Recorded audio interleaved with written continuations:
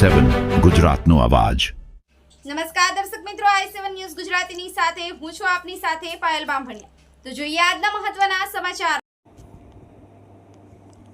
આમ આદમી પાર્ટીના સંગઠન મંત્રી નરેશભાઈ બારિયા તરફથી સમગ્ર ગુજરાતની જનતા અને પાર્ટીના કાર્યકરો, હોદ્દેદારો તમામને દિવાળી અને આવનારા નવા વર્ષની હાર્દિક શુભકામનાઓ પાઠવે છે।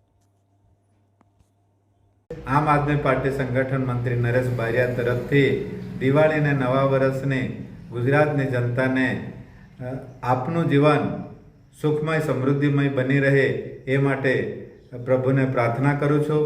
અને આ જે અત્યારે ગુજરાતમાં જેમ દિવાળીમાં જે મહાપર્વ છે કે અંધકારમયમાંથી અંજવાળા તરફ પ્રકાશ તરફ લઈ જવા માટેનો આ પર્વ મહાપર્વ ગણાય છે।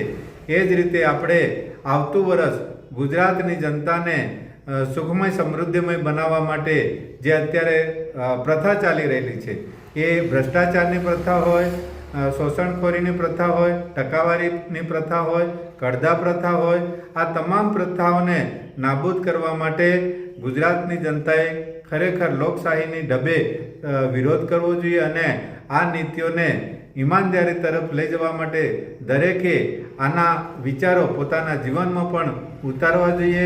અને સાથે સાથે આ ગુજરાતમાં જે સરકાર દ્વારા જે દૂષણો ફેલાઈ રહ્યા છે તેને અટકાવવા માટે સૌએ આગળ આવવાની જરૂર છે। આપ સૌનું જીવન સુખમય સમૃદ્ધિમય બની રહે એ જ પ્રભુને પ્રાર્થના।